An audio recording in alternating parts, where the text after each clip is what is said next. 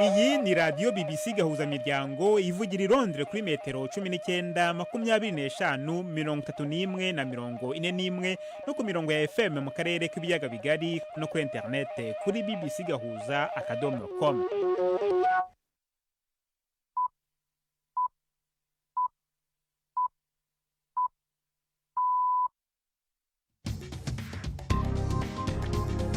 Ubu ni saa 10 n'igice ku isaha mpuzamahanga ya GMT, ni saa 12 n'igice ku isaha yo mu Rwanda no mu Burundi. Muri studio muri kumwe na Jacques Niyitegeka. Izi ni ingingo z'ingenzi zigize aya makuru. Abategetsi b'u Rwanda batangaje ku mugaragaro ko bamaze gutsimbura icyorezo cy'indwara ya Marburg. Umukuru wa ingabo muri Republika ya Demokarasi ya Kongo zaraye zibonye umugaba mushya mu mahinduka akomeye Perezida Felix Tshisekedi yarakoze mu gisirikare. Mu Burundi bamwe mu banyagihugu baherutse guhabwa inka biciye mu migambi itandukanye ya leta baravuga ko zabagiriye akamaro kadasanzwe. Iyi nka icimariye ndakama ndayikama mu gitondo amaritiro 6 batugurira 2 litiro, intabire barazitugurira canke nkaja gutabira mu mirima. Tubafitiye n'ikiganiro baza muganga. Mwiriwe mwese, ikaze muri aya makuru yo kuri wa gatanu turi ku itariki ya 20 z'ukwezi kwa 12.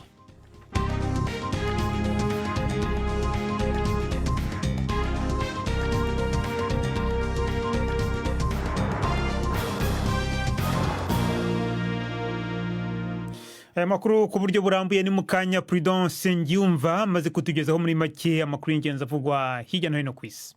Abadiplomate bo muri Leta Zunze Ubumwe za Amerika biravugwa ko bagiranye ibiganiro bya mbere n'abategetsi bashya ba Syria i Damascus.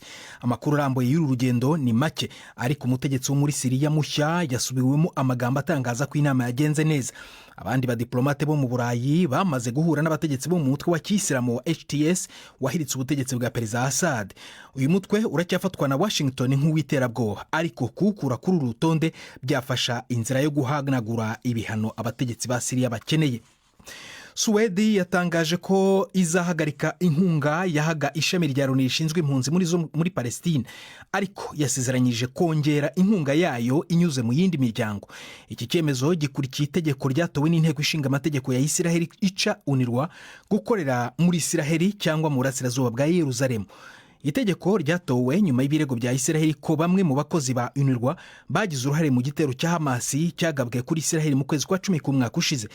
Umuyobozi wa UNRWA Philippe Lazzarini yavuze ko icyo cyemezo kizakuba kabiri umuhangayiko w'abanyagaza, anasaba Suwede kwisubiraho. Malaysia yemeye icyifuzo cyo kongera gusubukura ishakisha ry'ibyasigaye ku ndege yaburiwe irengero yo mu bwoko bwa MH370. Indege ya Malaysia Airlines yari itwaye abantu 239 yazimiye muri 2014 muri amwe mu mayobera yo mu rwego rw'indege akomeye ku isi. Inkuru ya Suranjana Tewari uri Singapore muragizwaho na Yvette Kabatesi. Guverinoma ya Malaysia iriraganira n'ikigo Ocean Infinity ku byagenderwaho mu gushakisha ibisigazwa by'iyo ndege. Mu 2018 nibwo icyo kigo cyaherukaga gushakisha iyo ndege ya MH370. Kuri ubu ariko ngo gifite icyizere nk'uko bitangazwa na Minisitiri wa Malaysia ushinzwe ubwikorezi.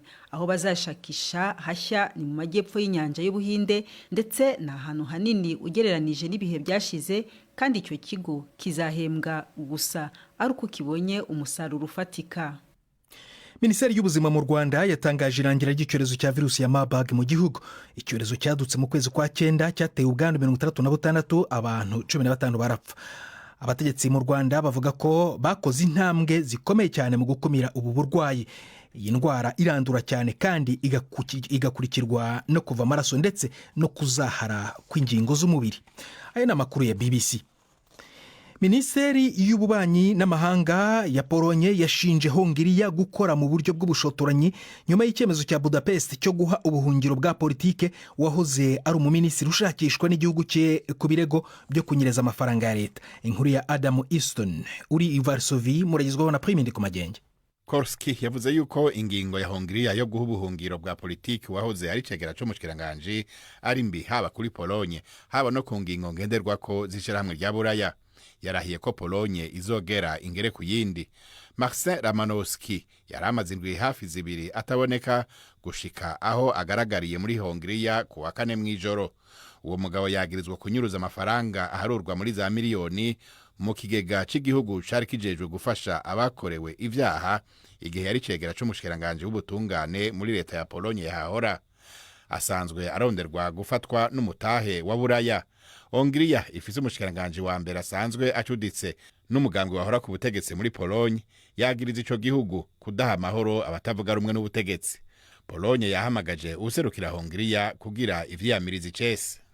Uburusiya bwagabye ibitero ku miji myinshi ya Ukraine mu ijoro ryakeye birimo ibisasu bya misile zitwarwa n'indege zitagira abadereva bita drone. I Kyiv umuntu umwe yapfuye, abandi 10 barakomereka mu bitero byanangije inyubako 6 z'abadiplomate mu murwa mukuru. Perezida wa Komisiyo y'Uburayi Ursula von der Leyen yabyise igitero cy'ubugo. Ukraine iravuga ko abantu bagera kuri 2 bapfuye, abandi 9 bagakomerekera mu majyepfo y'icyambu cya Kherson. Moscow iravuga ko uru rufaya rw'ibisasu rwari urwo kwihorera ku gitero Ukraine yagabye mu karere ka Rostov ahatunganyirizwa ingufu z'ubumara muri iki cyumweru. Yongeraho ko iki gitero kandi ngo cyarimo uruhare rw'ibisasu bya misile birasa mu ntera ndende Ukraine yahawe n'Uburayi. Jacques, urakoze Prudence Ngiyumva.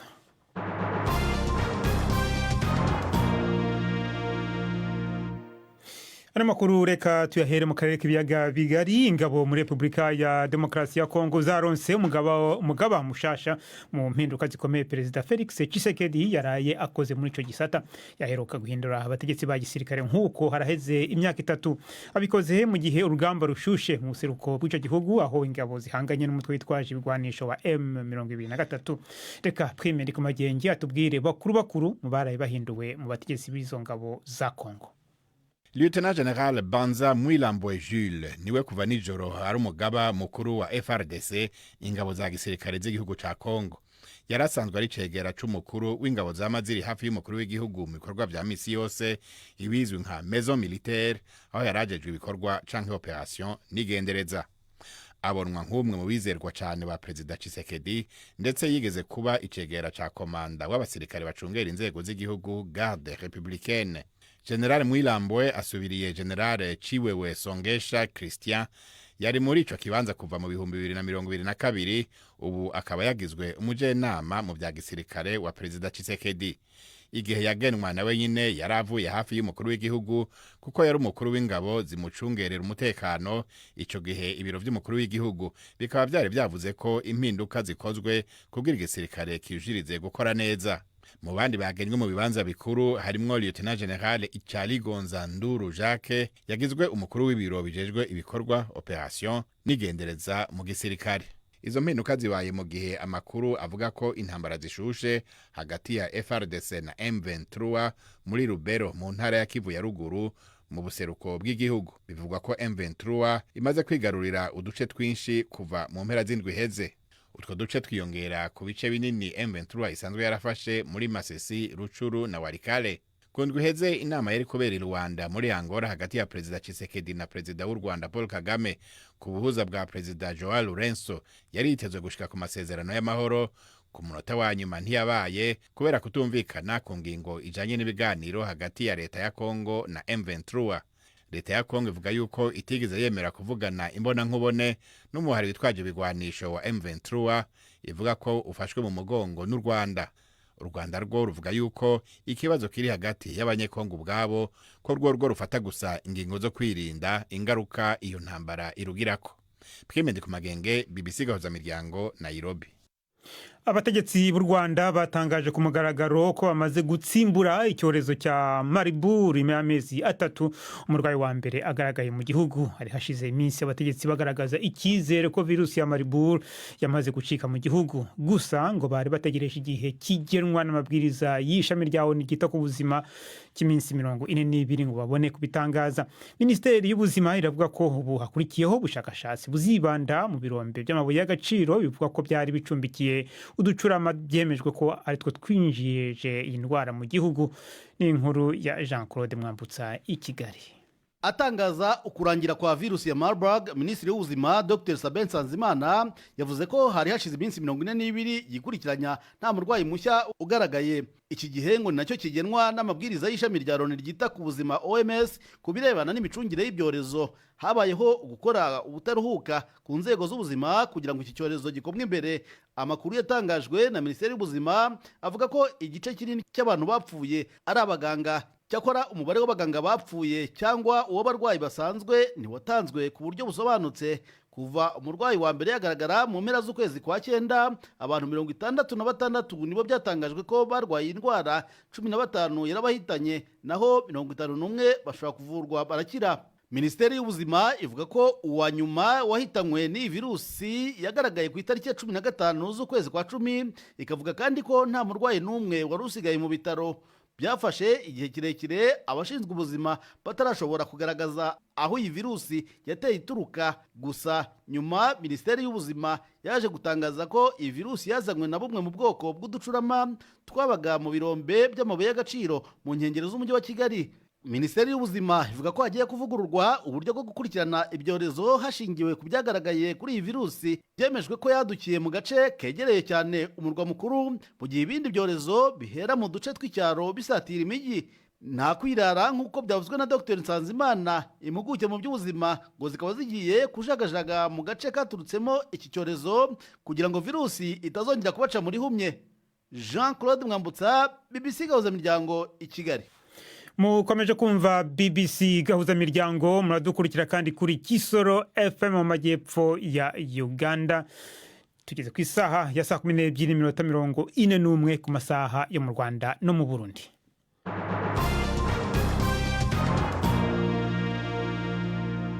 Mu Burundi, abanyagihugu bo muri komine Gihanga mu ntara ya Bubanza baherutse guhabwa inka biciye mu migambi itandukanye ya leta. Bavuga ko zabagiriye akamaro kadasanzwe, zongera zihindura n'ubuzima bwabo. Bavuga ko umwimbu mu miryango yabo wiyongereye kubera ifumbire y'amase ava ku izo nka, kandi ko baronka n'amata banywa hamwe nayo bagurisha. Gildas Yihundi Mpundu yashitse Inyeshanga, umwe mu mitumba 8 yatanzwemo izi nka ziharugwa mu majana, maze atutegurira inkuru ikurikira.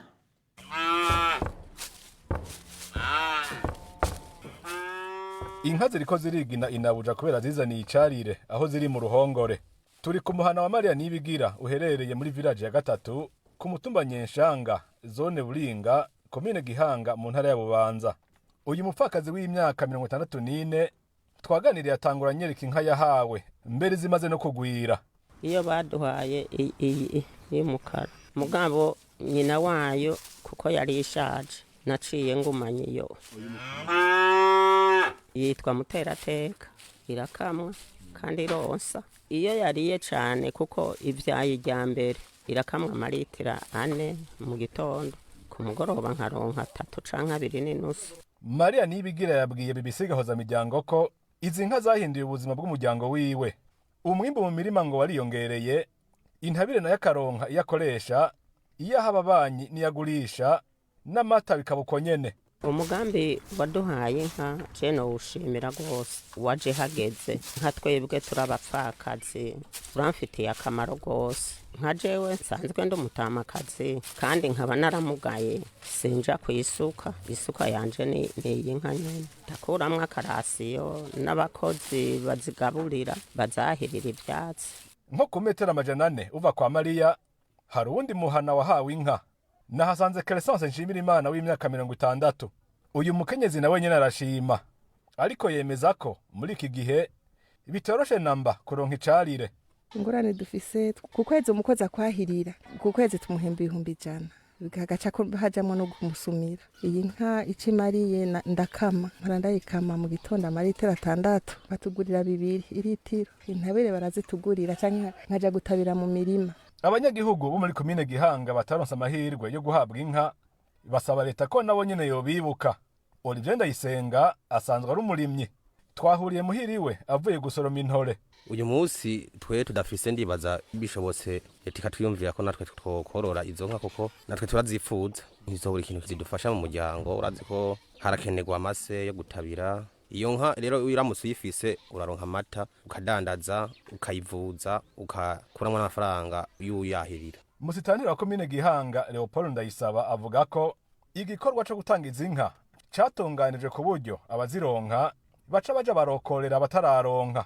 Yizeye ko muri kazoza hazoba hamaze kuronka benshi bashoboka. Nk'ubu tumaze kuronka imigambi ibiri ituronkeje inka ari PDG ritangwa ubuvuba yahaye imitumba ishika kuri 3 ku mutumba barahatanga inka zitari munsi ya 70. Hano n'umugambi Pensa Dream nawo nyine batanze ku mitumba ishika kuri 6 n'indi sigaye hari undi mugambi vuba uzobaronsa inka. Muri uwo mugambi abene gihugu barazihererekana barazihanahana.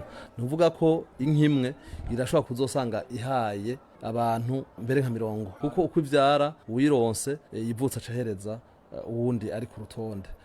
Kuva umukuru w'igihugu cy'u Burundi Evariste Ndayishimiye yashitse ku butegetsi mu mwaka wa 2020 yarashize ingufu zidasanzwe mu bijanye no guteza imbere uburimyi n'ubworozi. Inka ziharurwa mu bihumbi ziramaze gutangwa mu ntara zitandukanye mu ntumbero yo gushigikira abarimyi. Urakoze Gildas Gihundi Mpundu.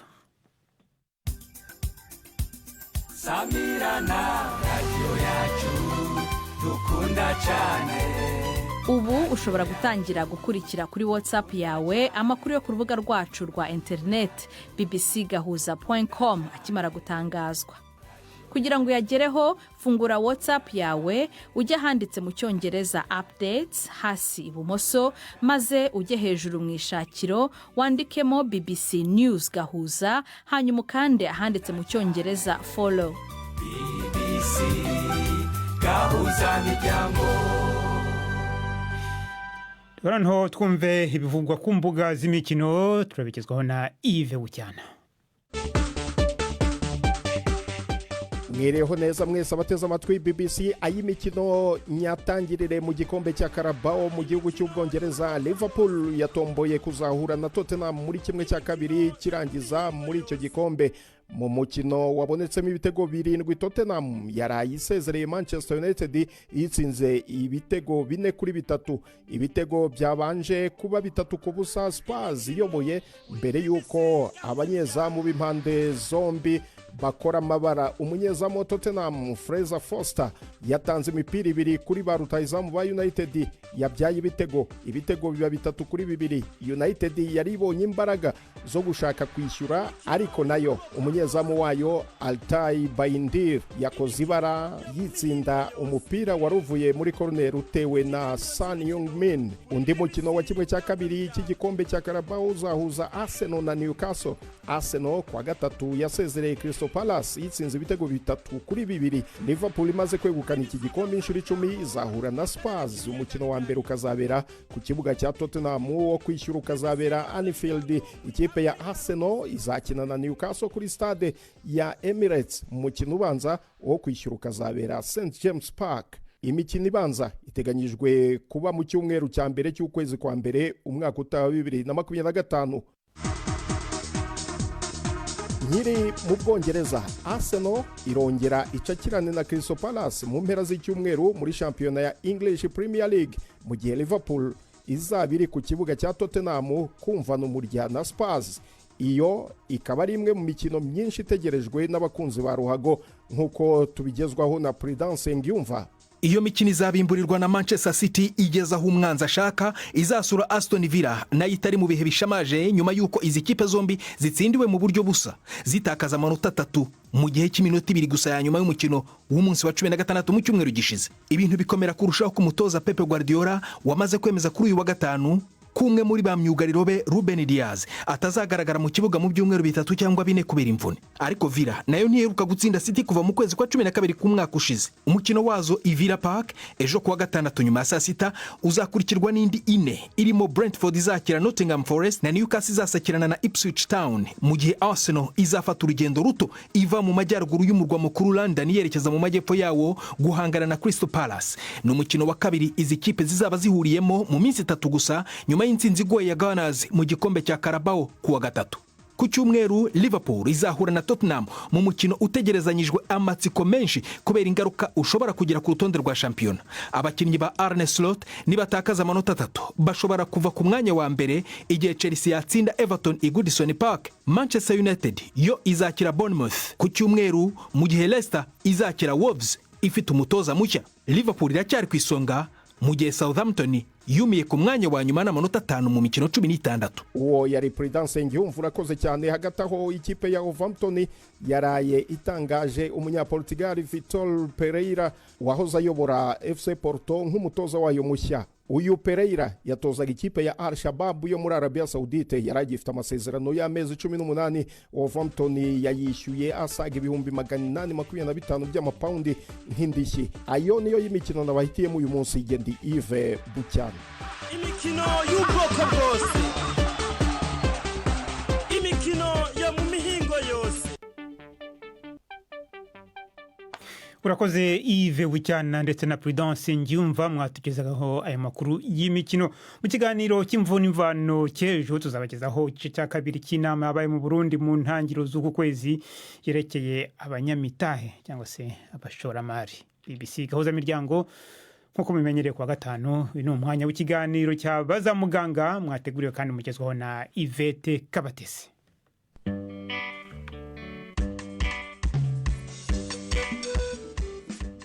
Mwiriweho neza. Hashize iminsi mike leta y'u Rwanda itangaje ko igiye gutangira gutanga urushinge rwa cabotegravir cyangwa cabra mu magambo ahinnye rurinda kwandura agakoko gatera sida. Benshi rero bahise batekereza ko rwaba ari urukingo rwa sida, ariko ngo siko biri nk'uko tubibwirwa na Dr Basil Ikuzo ukuriye ishami rishinzwe kurwanya sida mu kigo cy'igihugu cy'ubuzima RBC. Uwo muti cabotegravir ntabwo ari urukingo nk'uko abenshi bari kubivuga cyangwa umuti uvura virusi itera sida, ahubwo ni umuti udufasha kwirinda virusi itera sida, kwirinda ubwandu bushya. Ni ukuvuga ni umuti wagenewe abantu batarandura virusi itera sida ariko nabo mu byiciro bitandukanye. Uwo muti rero uko ukora guhera muri 2018 twari dusanzwe dufite ukora nkaho ariko w'ibinini, aho umuntu yafataga kinini kimwe buri munsi akagifata buri munsi mu gihe agifite ibyo byago byo kwandura virusi itera sida. Kuri ubwo rero urwo rushinge aho bitandukaniye ni umuti tuzajya dutera mu rushinge ukawufata rimwe mu mezi 2. Ntabwo ari urukingo kuko mu gihe utari kuwufata wakwandura virusi itera sida. Utandukaniye he rero n'ibyo binini? Ni wowe navuga ngo ufite ubushobozi bwinshi cyane cyangwa? Urumva ibyo iyo miti birikora ni bimwe, byose ni ukurinda umuntu kuba yakwandura virusi itera sida.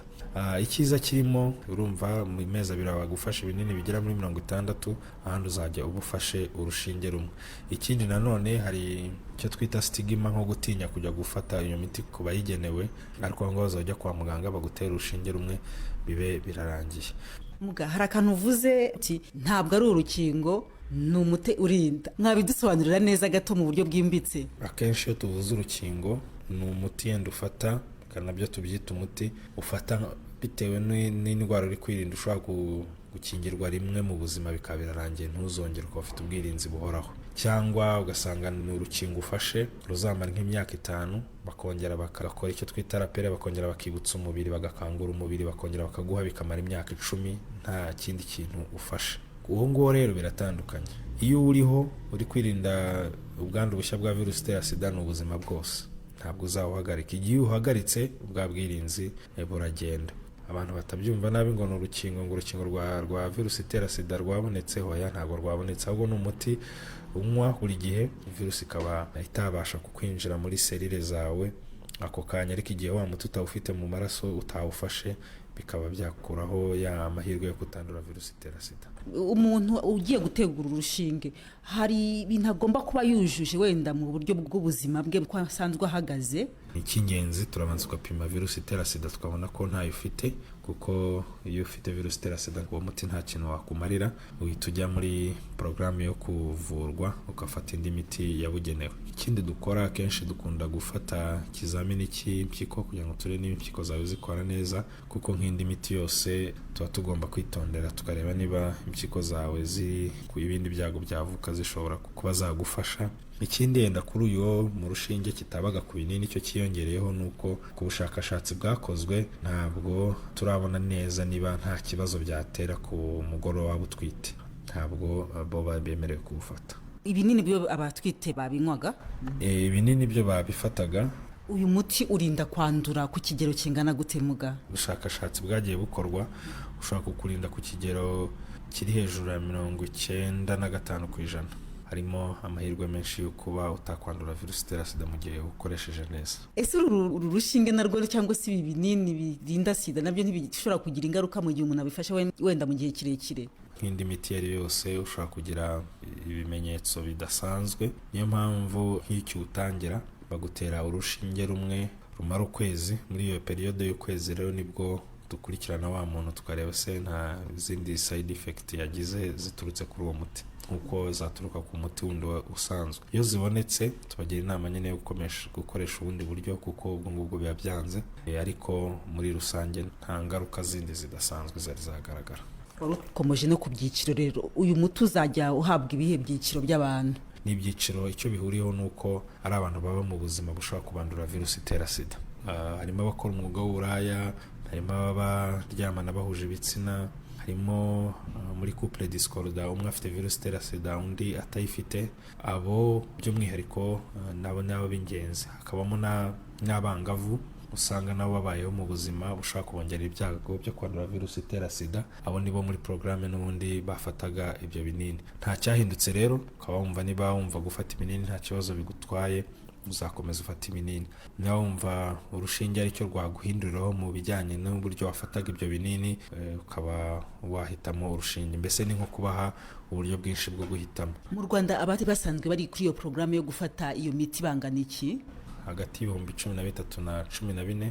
Bivuga ngo ni n'uru rushinge nibo n'ubundi ruzagenerwa?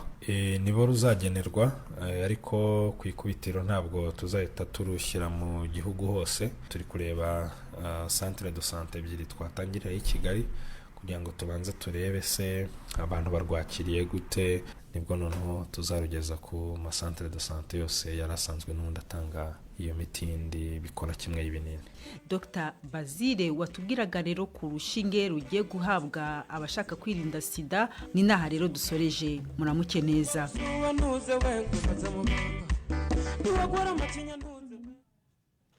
Urakoze Yvette Kabatesi na muganga mwaganiraga mu cyo kiganiro cya Baza Muganga kiri mu kwerekeza ku musozo wa kino kiganiro. Ariko mbere yo kubasezeraho reka nongere nsubize ijambo Prudence Ngiyumva tugezeho amwe mu makuru y'ingenzi avugwa muri BBC muri kano kanya. Abadiplomate bo muri Leta Zunze Ubumwe za Amerika biravugwa ko bagiranye ibiganiro bya mbere n'abategetsi bashya ba Syria i Damascus. Amakuru arambuye y'urugendo ariko ni make gusa. Umutegetsi wo muri Syria yasubiwemo amagambo atangaza ko ngo inama yagenze neza. Abandi badiplomate bo mu Burayi bo bakaba baramaze guhura n'abategetsi bo mu mutwe wa Kisilamu wa HDS wahiritse ubutegetsi bwa Perezida Bashar al-Assad. Uyu mutwe uracyafatwa na Washington nk'uwiterabwoba, ariko kukura kuri urutonde bikaba byafasha inzira yo guhanagura ibihano abategetsi ba Syria bakeneye. Suwediyo yatangaje ko izahagarika inkunga yahaga ishami rya Loni rishinzwe impunzi zo muri Palestine, ariko ikaba yasezeranyije ko inkunga yayo iziyongera inyuze mu yindi miryango. Iki cyemezo kikaba gikurikiye itegeko ryatowe n'inteko ishinga amategeko ya Isiraheli ica yunurwa gukorera muri Isiraheli cyangwa mu burasirazuba bwa Yerusalemu. Ni itegeko ryatowe nyuma y'uko Isiraheli ishinjiye bamwe mu bakozi ba yunurwa kugira uruhare mu gitero cya Hamas cyagabwe kuri Isiraheli mu kwezi kwa 10 k'umwaka ushize. Naho Malaysia yo ikaba yemeye icyifuzo cyo kongera gusubukura ishakisha ry'ibyasigaye ku ndege yaburiwe irengero yo mu bwoko bwa MH370. Indege ya Malaysia Airlines yari itwaye abantu 239 ikaba yarazimiye muri 2014 muri amwe mu mayobera yo mu rwego rw'indege akomeye ku isi. Minisiteri y'ubuzima mu Rwanda ikaba yatangaje irangira ry'icyorezo cya virusi ya Marburg mu gihugu. Icyo cyorezo kikaba cyaradutse mu kwezi kwa 9 kigatera ubwandu 36, abantu 15 bakaba barapfuye. Jacques, urakoze Prudence Ngiyumva ku iyo nkuru y'akarere urangirijeho. Nakongeraho ko ingabo muri Repubulika ya Demokarasi ya Kongo zaronse umugaba mushasha mu mpinduka zikomeye Perezida Felix Tshisekedi yaraye akoze mu gisirikare. Naho mu Burundi ho bamwe banyagihugu baherutse guhabwa inka biciye mu migambi itandukanye ya leta baravuga ko zabagiriye akamaro kadasanzwe. Ano makuru yarahagariwe na Mark Niyonkuru. Amakuru yacu arakomeje ku rubuga rwacu rwa internet bbc.gahuza.com. amakuru kandi ya kurubuga rwacu rwa internet ushobora no kujya uyabona muri WhatsApp yawe nk'uko wabyumvise mano makuru. Ejo ni ikiganiro cy'imvo n'imvano ku cyumweru n'ibice bibiri by'urunana, amakuru kuri radiyo naho kuwa mbere. Namuke.